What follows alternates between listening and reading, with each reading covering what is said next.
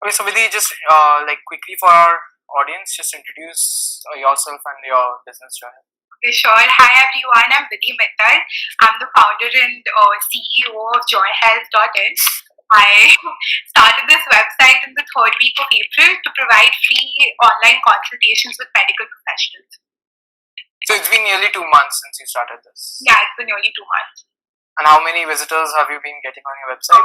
Yeah, so we have approximately 1,500 people who actively visit the website.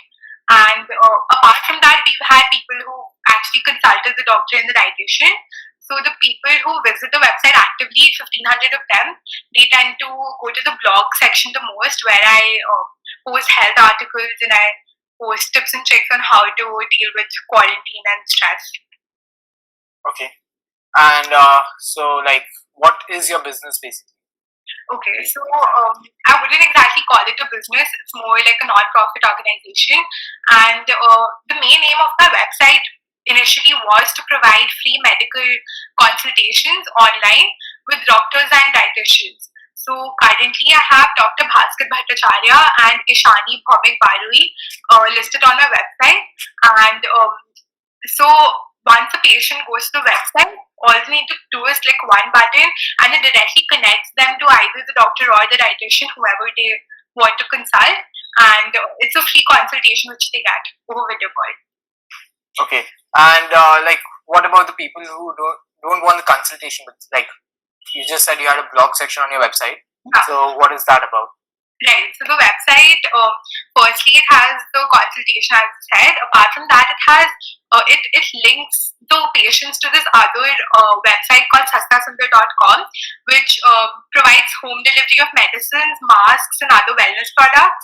So we spoke to Sanitisers and they agreed to let us list them on our website. So Joy Health basically acts like a one-stop destination for everything. Apart from that, we have a blog section, as I said, which I manage, and there I usually post different articles. For example, I posted an article on how to deal with remote learning, because I know that there are so many young people who actively visit the website. So that's the kind of content which we usually create. Apart from that, we also have a donate section on the website, which links the patients directly to the PM Cares Fund as well as the WHO Solitary Relief Fund, so that they can donate. Okay, so when I was like visiting your website, I read about something called blood test section about the like blood test that you'll offer, blood testing and all that testing. Yeah, so how do you all go about that? Yeah, so again, we link our patients to Genupath Lab, which is a pathology lab. So once our patients go to the website and suppose they've consulted the doctor and the doctor tells them to get a certain lab test done, all they need to do is come back to the website, click on that button, and it directly takes them to Genupath's website where they can book a lab test. So okay. Okay, so what was the inspiration behind your venture? Right. How did you get started with it?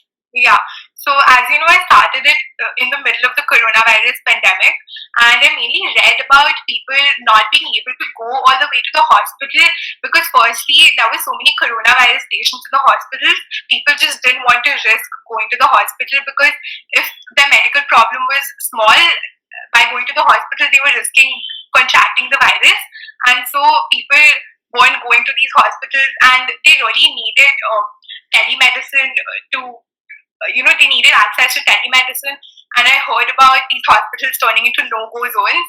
So that's when I thought that I need to work on developing a website to provide this online medical consultation to people. Okay. So how did you get to know about the urban-rural divide in the medical profession? Right. So the only way to know about all of this was to do a lot of research. I read a lot of WHO reports. I spoke to the people at Sanitisers. They were pretty experienced with all of this because Sanitisers is an online pharmacy which delivers medicines to your doorstep. They told me a lot about it. I read the telemedicine practitioner guidelines, which basically said that doctors are now allowed to have these consultations online and prescribe these medicines online. And mostly reports by the WHO, which actually made me aware of this. Okay, so how do you think the response response was like when you just started out with Joy Health? Right. So when I just started out, only my friends and my family knew about it, and gradually they started sharing it. I made a Facebook page and an Instagram page to actually promote it. And initially, we had a lot of young people consulting the dietitian because during quarantine, everyone feels so lazy. They do not know what to eat. Yeah. So initially, we only had very young people consulting the dietitian, and then slowly. As and when people started sharing it, I got stories of people I don't even know sharing it on their WhatsApp stories, and then it became a WhatsApp forward, which people were just forwarding to their friends, and that way it really grew. Slowly, Sanmarg, which is a Hindi baby, it caught up on the story, and they published it in their newspaper, and then a lot of people who I didn't know from before, they started contacting me, and that's when we got a major inflow of traffic. I'm sorry for that. I got some disconnected. No issue. Yeah. Okay, so what kind of setbacks did you face initially? Right. So I didn't really face any particular setback, but of course the progress was slow. We wanted to target those people who cannot afford healthcare, who cannot afford going to the hospital safely, and I feel like we weren't being able to target the right crowd. I wasn't being able to get it across to them, tell them that something like this exists. So yes, I think you could consider that to be a setback, but slowly, as and when news agencies started picking up on the story and they published these stories, there were a lot of articles online. People got to know about it. Okay, so how did you manage to access and create a network of doctors, testing, and home deliveries? Right. So again, I had to do a lot of research for that. Sasta Sundar helped me with the home delivery and lab test part of it.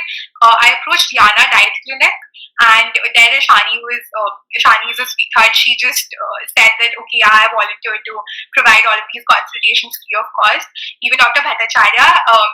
But Dr. Bhattacharya, even before I started the website, he'd actually been thinking about providing these online consultations for free. So my website gave him a medium to do so. So it was mostly research and the goodwill of the doctors. Okay. So your consultancy services are free of cost. So how were you able to convince your consultants to join your health? Right. So as I said, in the middle of the coronavirus pandemic, these doctors, they didn't ever ask me about the money aspect of it. They were more than willing to provide these consultations online. And of course, when a patient consults, for example, Dr. Bhattacharya online, then the first session is free. But then after that, the patient would of course want to continue consulting Dr. Bhattacharya, maybe actively go to him. So for that, if they were to continue with that, then it was up to Dr. Bhattacharya to charge them a fee. But through Joy Health, it's for free. Okay, so Joy Health has so many, I think, costs, specifically the domain name, the hosting, and the website making. And so how do you manage that? Right. So because your consultancy service is free. So yeah. So just buying the domain name wasn't that expensive. I would like to consider it to be a donation from my part. But yeah, apart from that, it was just a one-time cost. So I'm not paying anything out of my pocket. Okay. So what is the current reach like as such right now? Yeah, so the current reach, as I said, we have over 1,500 people, and we have people from over 15 cities who actually visit the website. I can tell you the names if you want. Okay, more or less from India, we had people from Lucknow and Pune, and Kolkata, of course. We had people from Mumbai. We had a lot of people from Germany actually who somehow found out about the website, and we had people from Princeton or New York, all of those places. Oh, so that's pretty impressive. That's great. I genuinely don't know how it blew up, but we started to get all of these visitors after the news agencies posted it on their website, and my Instagram page actually got a lot of attraction from people. Yeah. Okay. So how would you? Ages of your target customers? What are the ages of your target customers? Right, so it really varies, but mostly the people who've been consulting the dietitian are between the ages of 16 and 24, and the older people have actually been consulting Dr. Bhattacharya. So you can say they're between the ages of approximately 45 to 60. Okay. Okay, so how would you describe your journey and your growth with Joy Health? Right. So I honestly did not think that it would ever become such a big thing. All I wanted to do was maybe help one patient with it. And initially, I was just frantically taking online classes and to learn how to actually develop a website. So obviously, it felt really good to see that I'm actually being able to help all of these people. What really warmed my heart was the videos which I was getting from these people who reviewed the website, and they sent me those videos and they were like, please share it with whoever you would like to, and that felt really good. Of course, helping others is just the feeling you get out of it. It's happiness, and it's like happiness itself. Yeah. Happiness. Okay, so how do you think your friends and family have influenced your business? Right, so they really helped me grow the business.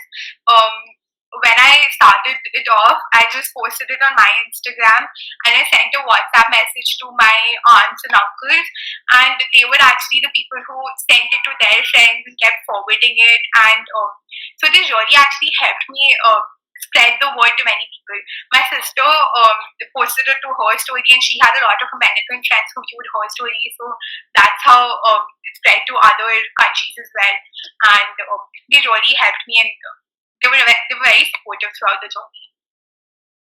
Okay, do you think you've learned something about yourself through this journey, like a character trait you have or have developed through this?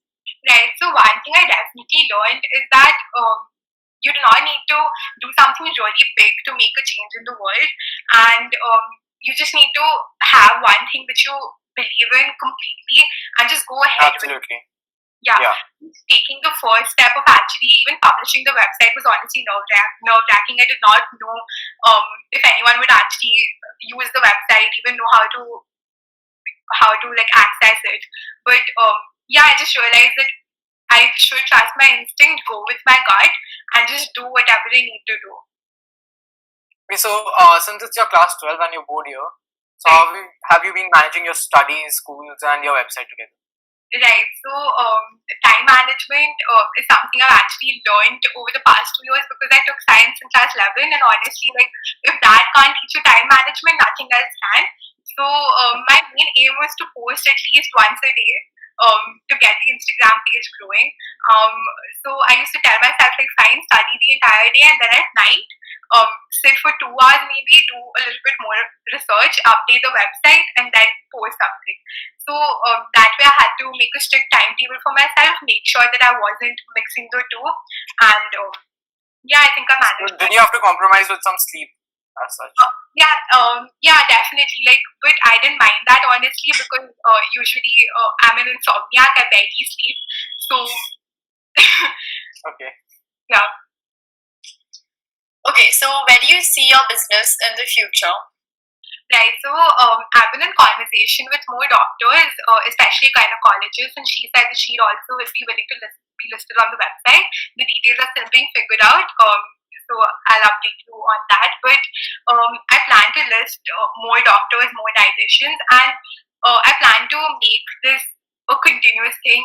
It shouldn't stop as soon as coronavirus hopefully goes away or whatever. But I really hope that we can grow, add more doctors, more dietitians, different specialists to the website, so that because right now Dr. Bhattacharya is a general practitioner, and we had patients coming to us and tell us that it'd be great if we had a doctor who specialized in maybe ENT.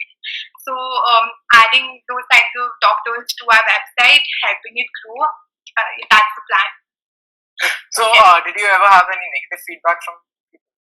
So of course, 2 or 3 patients, they contacted me. So I personally call more or less every patient who consults the doctor or the dietitian, and I ask them for feedback.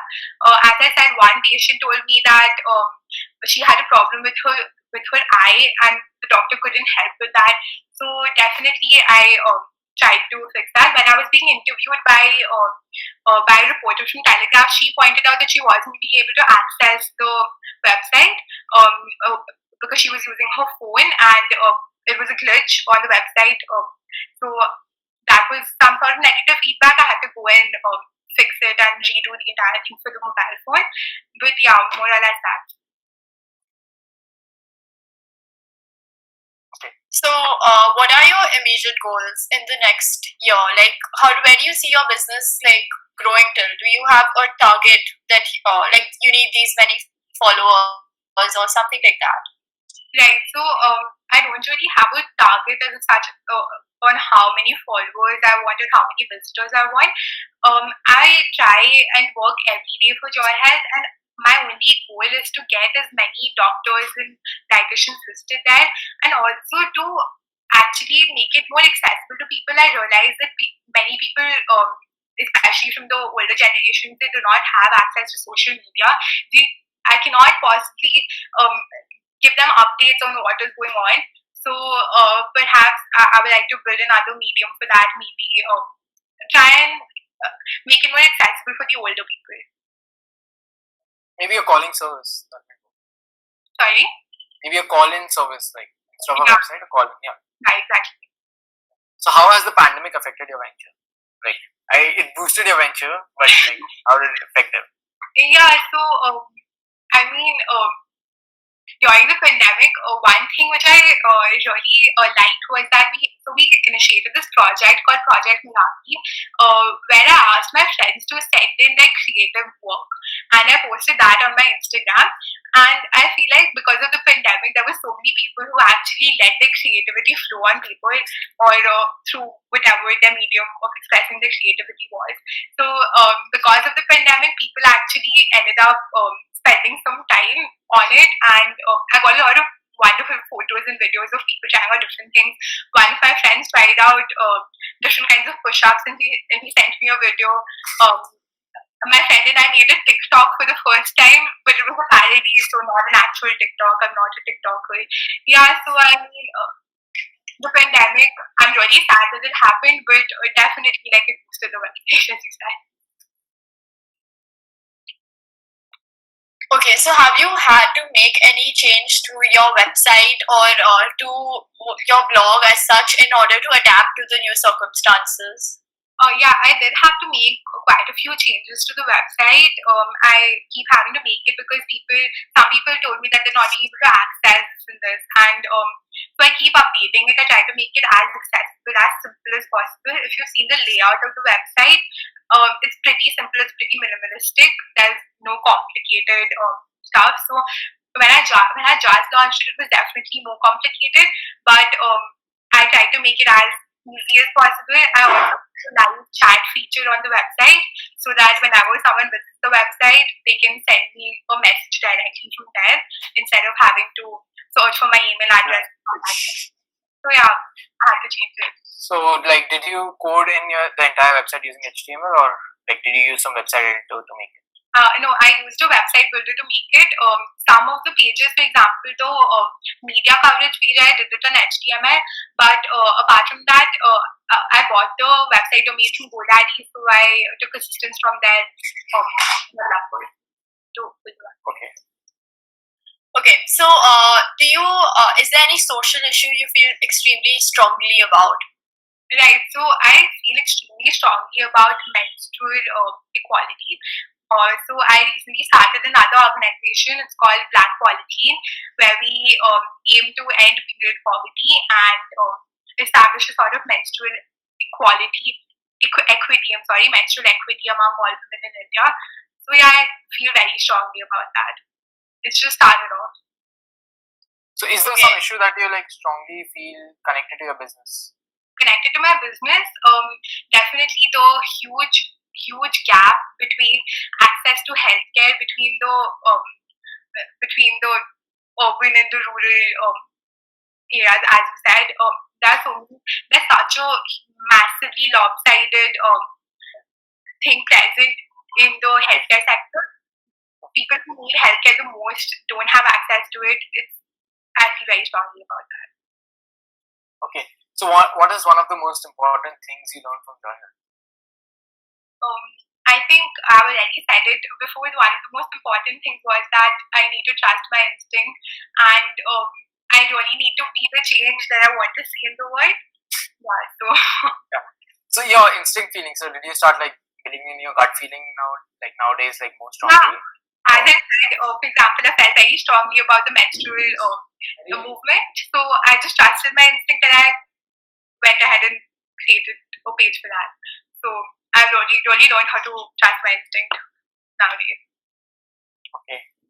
So like just to wind this session up, so what is some advice like you'd like to give the young entrepreneurs who are behind this? Right.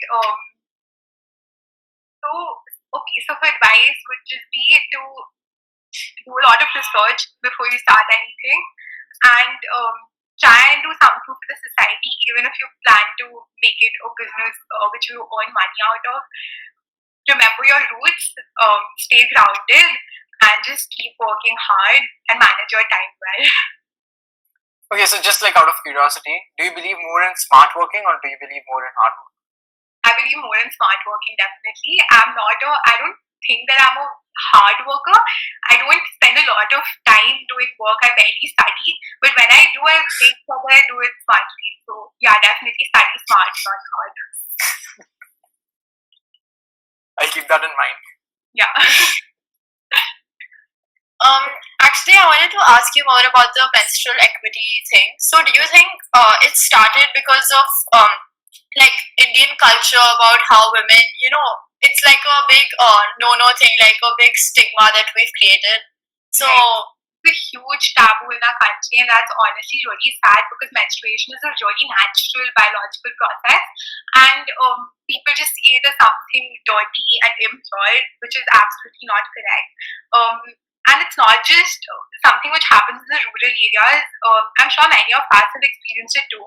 We end up having our sanitary napkins wrapped in black polythene. That's where our organization name comes from. And that black polythene is a symbol of shame, of oppression, because you want to hide the fact that you're buying the sanitary product. There are taxes on sanitary products, and that's definitely really stupid. So I really feel like it's a huge taboo here, and we really need to break this stigma. So would you like to just like tell the viewers more about something like black polythene? Right. So we started Black Polythene day before yesterday, and we already got approximately 13 volunteers since then.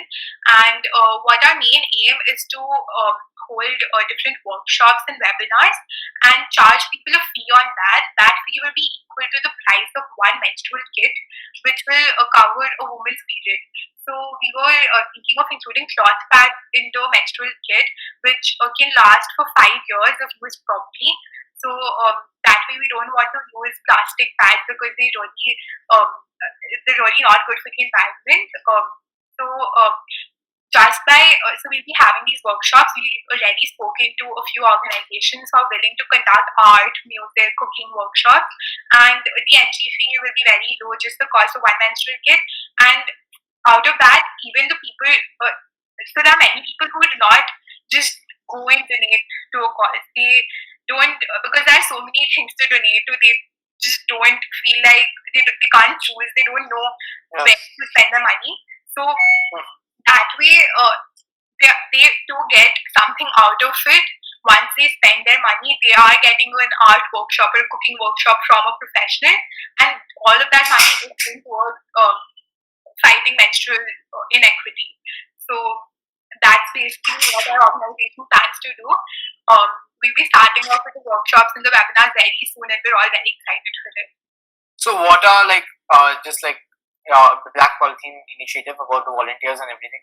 How many responses are you getting? Like, is there an equality barrier which you are trying to break, like male and female, or you're getting responses majorly from female? Right. So we released our volunteer form last night, and we got like 13